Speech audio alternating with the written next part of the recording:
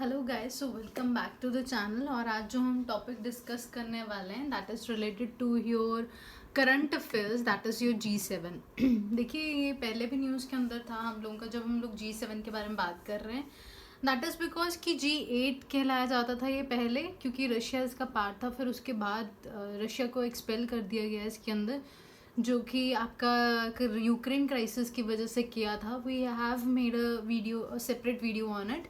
सो अब ये जो हम लोगों का जो अब दोबारा से टॉपिक अब दोबारा न्यूज़ के अंदर आया है, बेसिकली दैट इज़ बिकॉज कि ट्रम्प ने, जो मिस्टर ट्रम्प हैं, इन्होंने ये बोला है कि आपका जो G7 है उसकी एक्सपेंशन होनी चाहिए। तो वी विल डिस्कस कि कौन कौन सी आपकी कंट्रीज़ हैं जो कि आपकी G7 के अंदर पार्ट हैं, राइट। इंडिया का साथ इनका, इंडिया को बेनिफिट होगा इस एक्सपेंशन से, राइट। एंड इसकी रेलेवेंस क्या, हम इसको एक्सपेंशन की बात क्यों कर रहे हैं, सो ऑन।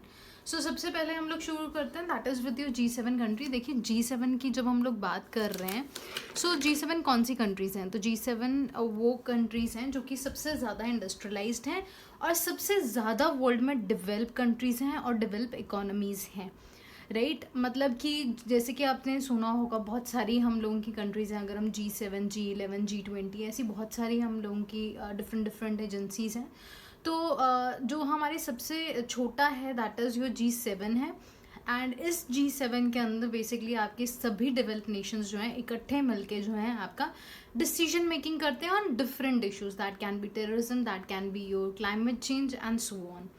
सो अभी हमारा जो है मेंबर्स कौन कौन से हैं, तो आप इसको FCI that is food corporation of India और जग से याद रख सकते हो, या फिर हम लोगों ने इसका एक और शॉर्टकट बनाया था और हम लोगों ने टेलीग्राम चैनल पे भी फ्लैश किया था, that is your juice GF।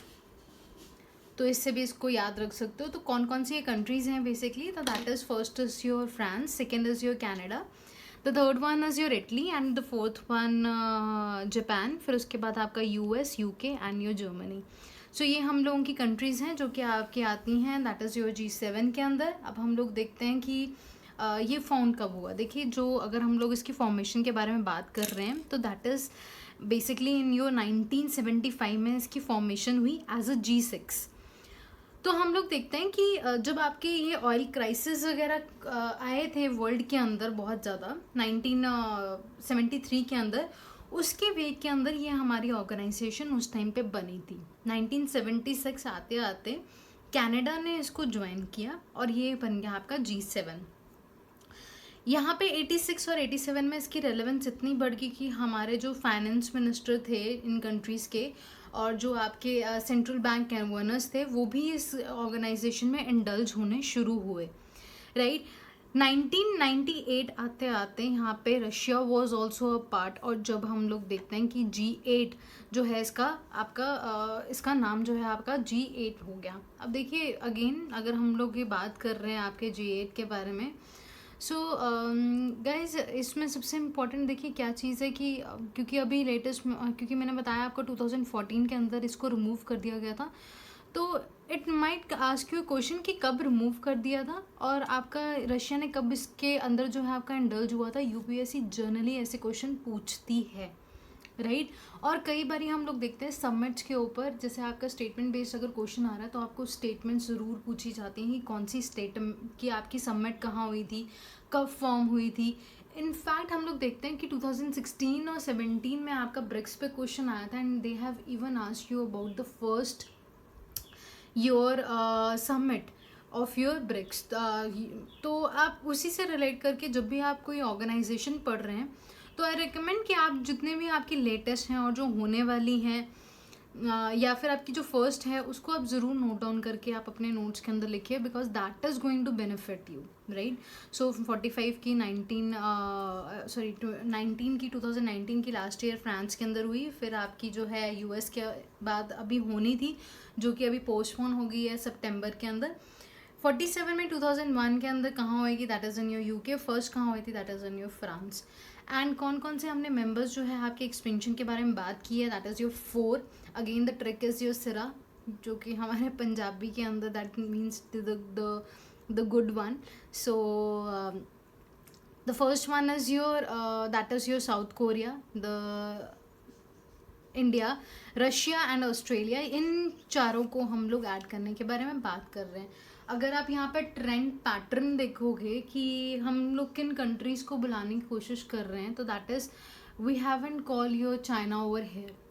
ठीक है, हमने चाइना को नहीं बुलाया, एंड जो हमारी जो चाइना कंट्री है कहीं ना कहीं उसी को कर्टेल करने के लिए, जैसे कि आपका एक क्वाड ग्रुप बनाया था इन्होंने, दैट इज़ योर दिस। सो उसी को हम लोग देखते हैं कि क्वाड ग्रुप भी आपका बना था, तो कुछ ना कुछ उसी की रेलेवेंस के अंदर ये चीज़ आपकी दोबारा जो है कहीं ना कहीं हम लोग देखते हैं कि अब वो चाहते हैं डोनाल्ड ट्रम्प की, और इसकी एक्सपेंशन जो अभी जिस हिसाब से चाइना आपका एक्सपैंड कर रहा है, कहीं ना कहीं उसको कर्टेल करने के लिए ये आपकी एक्सपेंशन प्रपोज की गई है। सो देखिए अब देखिए इंडिया के बारे में अगर हम लोग बात कर रहे हैं तो इस एक्सपेंशन में फ़ायदा होगा या नुकसान होगा, तो बहुत सारे जो हमारे जो आर्टिकल्स आए हैं इसके ऊपर, तो गाइस आप जब भी, मैं हमेशा ये चीज़ बोलती हूँ कि आप कभी भी कोई इंटरनेशनल ऑर्गेनाइजेशन पढ़ रहे हैं या फिर कोई क्राइसिस पढ़ रहे हैं, you should always relate how it is impacting your India. अब यहाँ पे तो डायरेक्टली इम्पैक्ट जो है इंडिया के ऊपर है, because we have been called for an expansion and our honourable prime minister has said welcome this move.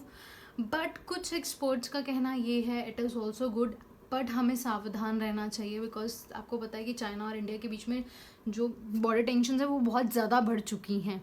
वो इसी वजह से बढ़ रही हैं क्योंकि दे आर बेसिकली, जो चाइना हम लोगों को कहीं ना कहीं ये पॉइंट कर रहा है कि अगर आप और क्लोज हुए यूएस के तो it can be threatful to us. ठीक है जी, तो देखिए अगर हम G7 का पार्ट बनते तो अच्छी बात क्या है कि हमें शायद आपका यूनियन जो आपका UN सिक्योरिटी काउंसिल है, तो वी विल स्टेप टू, हम लोग चाहते हैं कि आपका जो परमानेंट मेंबर्स हैं कहीं ना कहीं वो इंक्रीज़ हों, 5 से हमें भी वहाँ पे सीट मिले, 5 से 10 बनने चाहिए। आपने सुना होगा G4 के बारे में भी, जो कि आपके डिमांड कर रहे हैं कंट्रीज़, जो चाहती हैं कि हमें भी आपकी जो है परमानेंट मेंबरशिप मिलनी चाहिए। तो डेफिनेटली अब देखिए ये जो आपकी हम अगर ऐसा G7 के अंदर हम लोग पार्टिसिपेट करते हैं, that can be a step towards your security council seat, that is your permanent member seat. So this is a good thing about it. देखिए अब इंडिया ने ऐसा नहीं है कि हमेशा, क्योंकि एक ना आपका देयर इज़ एन आइडिया कि जब भी आपकी G7 या G8 की मीटिंग होती है तो they can always call your 5 guest जो कि आप बुला सकते हो। ठीक है, जो आपकी होस्ट कंट्री है वो आपकी कुछ स्पेशल गेस्ट को बुला सकती है, और इंडिया जो है उन्होंने 5 बार जो है आपकी ऐसी मीटिंग जो है अटेंड की है। ठीक है जी, सो ऐसी बहुत सारी हमारी मीटिंग्स हैं, जैसे हमने 2019 की भी अटेंड की थी फ्रांस के अंदर। So the place and G7 जो है, देखिए करंटली जो है ना, अब देखिए कि पहले इसका मुद्दा जो होता था दैट वाज योर इकोनॉमिकल, कि ऑयल क्राइसिस हुए तब they have come in to the picture and so on. आज की डेट में G7 is more of your political body. तो ये कहीं ना कहीं बहुत ज़्यादा क्रिटिसाइज़ किया जाता है कि ये जो ऑर्गेनाइजेशन है ये सिर्फ पॉलिटिक्स में बहुत ज़्यादा इन्वॉल्व हो गई है, अच्छे से काम नहीं करती है। ठीक है, ये हम लोग आगे भी पढ़ेंगे कि इस मेंशन क्यों हो रही है। ठीक है, so the next point that is your, हमें डेफिनेटली एक ग्लोबल वॉइस मिलेगी अमंग योर रिचेस्ट नेशंस की, जो हमारे सबसे रिच नेशंस हैं उनके बीच में, जो डेवलप नेशंस हैं उनके बीच में हमें बोलने का मौका मिलेगा, हमें अपना पॉइंट ऑफ व्यू आगे रखने का मौका मिलेगा। That is a really good thing. The danger is कि अभी तक हमारी कोई भी कंट्री जो है ब्रिक्स में से आपके जो है नहीं है G7 के अंदर, सो that can be a threat, because देखिए रशिया को भी ये लोग बोल रहे हैं कि शायद वो लोग ना आ पाए। ठीक है, इसके ऊपर हम अलग से अभी डिस्कस करेंगे why it is so. But अगर सिर्फ इंडिया होगा तो उनको काउंटर करना, उनको बैलेंस करना इंडिया को बहुत मुश्किल हो जाएगा between your G7 and your BRICS. So that can be agenda, because जो ब्रिक्स है that represent your emerging countries, the fastest growing economy in the world. So कहीं ना कहीं उसको कहीं ना कहीं हमें बैलेंस करना मुश्किल हो जाएगा। और चाइना तो जैसे हमने बात की है कि रिबेल कर ही रहा है इस चीज़ का। एंड चाइना जो है देखिए, सॉरी इंडिया, जो US है कहीं ना कहीं इंडिया को डेवलपिंग से डेवलप नेशन बना रहा है। अब देखिए develop nation it is good कि हम लोग बन रहे हैं, but there are certain criteria, जब तक हम वो अचीव नहीं करते तब वी कैन नॉट से कि we are a develop nation. Right. जैसे कि आप अपना बात कीजिए ह्यूमन डेवलपमेंट इंडेक्स की बात कीजिए, पावर्टी की बात कीजिए, there are so many other indexes. जब तक हम वहाँ इम्प्रूव नहीं करते तो कहीं ना कहीं WTO का जो इशू था कहीं ना कहीं दिखाना चाहता है कि US की इंडिया जो है एक डेवलप नेशन बन चुका है। So this is how you can relate it. ठीक है, यहाँ पे कुछ मैंने इन्फॉर्मेशन जो आपकी G7 के बारे में दी है, that is it is the leading exporting countries. यहाँ पे गोल्ड रिजर्व सबसे ज़्यादा है इन कंट्रीज़ के पास। यहाँ पे न्यूक्लियर एनर्जी प्रोड्यूसर हैं ये सारे की सारी countries. They are the top contributors of the UN budget and they are the wealthiest and the advanced nations of the world. So ये होगी हमारी इंडिया के कंटेक्स्ट में बात। अब हम लोग चलते हैं कि वाई एक्सपेंशन। देखिए, अगर हम लोग एक्सपेंशन के बारे में बात कर रहे हैं तो हम लोगों का ये विजन है कि हमें वी आर नॉट क्लियर कि ये जो एक्सपेंशन जो प्रपोज किया जिससे हमने बात की, दैट इज जिस तरह कि ये जो एक्सपेंशन है दैट विल बी योर ये परमानेंटली है, that is permanent in nature और it is temporary in to the nature, that is not clear till now. So अभी जो हमारा देखिए जो एग्जिस्टिंग ग्रुप है हम लोग इसको एक्सपैंड करने की बात कर रहे हैं because that's an outdated group of Nations. They do not include your emerging countries and they do not follow your new world order. हमने बहुत सारी वीडियोज़ की हैं, उसके अंदर भी मैंने बात की थी। तो this is also a thing कि हमारे यहाँ पे जो न्यू वर्ल्ड ऑर्डर है उसको फॉलो अप नहीं करता G7। बट अगर यही बात है तो why not China is into it, right. So ये भी हम लोगों का एक इसके अंदर फ्लॉ है एक्सपेंशन का। तो ये आप बोल सकते हो कि it is not a responsible country, how you can defend it, but it doesn't follow your new world order. जैसे आप देखिए, अब आप बात कर रहे हैं कि यूरोप कंट्रीज़ की आफ्टर योर दिस ये जो आपका रिसेशन आया था 2000 के अंदर, उसके बाद ये जो कंट्रीज़ हैं दैट इज़ योर इटली, ये जो जर्मनी और ये यूरोप की जो कंट्रीज़ हैं, they have actually suffered a lot. They are into the trouble waters after your this thing your recession time. So ये एक हम लोगों को बहुत ज़रूरत है कि अगर हम लोग G7 में अगर एडवांस नेशन की बात कर रहे हैं, वेल्थियस्ट नेशन की बात कर रहे हैं, तो they should be like this.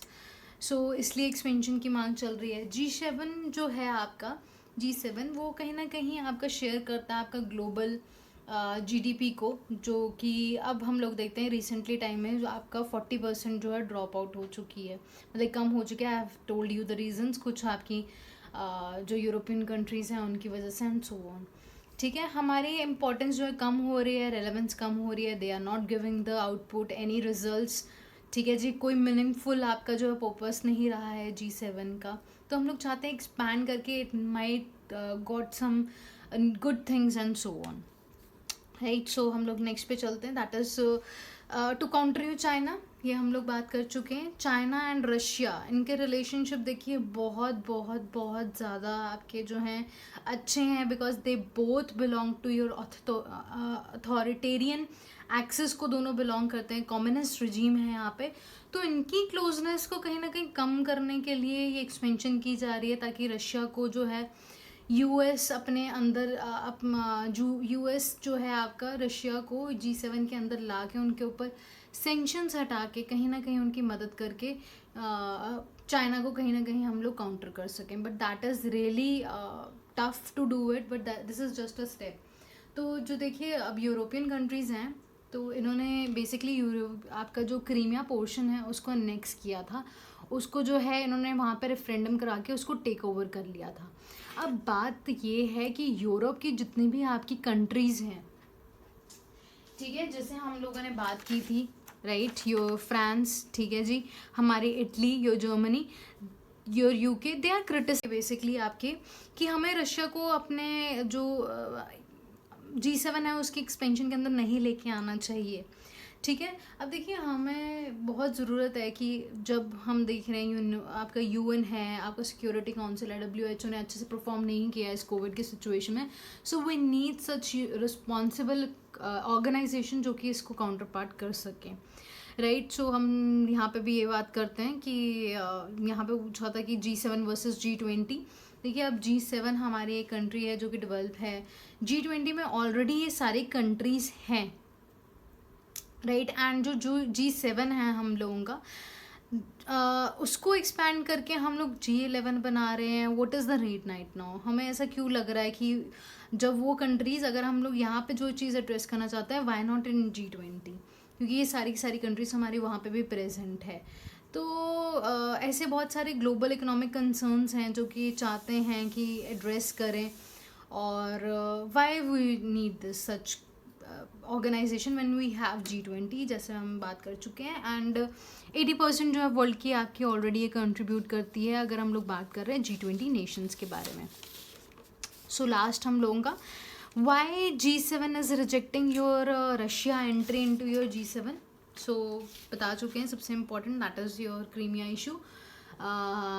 अगर ये video I am not sure कि मैंने बनाई है, बट अगर मैंने बनाई है तो I will link in to description box, otherwise will make one, right. And G7 की जो आपकी जो रशिया है, देखिए उसने जो G7 के ऊपर ये रिजेक्ट कर चुके हैं आपके इसकी जो एंट्री को. दे आर सेइंग कि हमें G10 बना चाहिए रेदर देन G11. ये सारी कंट्रीज़ मैंने बता दिया यूक्रेन क्राइसिस की वजह से आपका जो है अगेंस्ट है इसके, राइट. अभी हमारा देखिए, जैसे मैं आपको बता रही थी कि G8+5 का ऑलरेडी हम लोगों को एक प्रोविज़न है यहाँ पे कि हम लोग गेस्ट को बुला सकते हैं. Then why permanent expansion, members plus guest, that is developed and developing nations. Developing में ये बोला गया था कि हमें India, Brazil, your Mexico and South Africa को उसके अंदर इंडल्ज कराना चाहिए. अब ये रशियन जो साइबर अटैक है, ये मान रहे हैं कि जो रशिया वालों ने आपका जर्मन पार्लियामेंट और कैनेडियन पार्लियामेंट के ऊपर भी अटैक किया. That can B also reason कि वो नहीं चाहते कि इसकी मेंशन हो आपकी. And in the next one, that is your Russia के ऊपर अगर कल दिन को देखिए, अगर ये सेंक्शंस हट जाते हैं तो अभी उनकी इकोनॉमी बहुत ज़्यादा सफ़र कर रही है.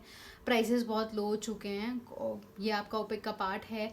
कोविड-19 की वजह से ये कहीं ना कहीं आपकी जो है आपकी बहुत ज़्यादा सफ़र आउट कर रही है. और अगर ये एक्सपेंशन हटा दिए जाते हैं आपकी ये सेंक्शंस, तो US can easily trade with them. और ये क्या होगा इस चीज़ से कि जो रशिया है उसकी इकॉनमी फिर से ठीक हो जाएगी और वो यूक्रेन को कभी नहीं छोड़ेगा. वैसे भी नहीं उसको इन्होंने कभी फ्रीडम देनी आपके इंडिपेंडेंट करना, but still. So this is the actually scenario, and Russia is a very good ally of your, very good friend of your China. It's a good ally, ठीक है, ऑफ चाइना. तो ये भी नहीं चाहते कि, ये भी एक रीज़न है जिसकी वजह से G7 वाले नहीं चाहते guys. So I hope guys आप लोगों को ये टॉपिक क्लियर हुआ हो. Thank you so much. God bless you.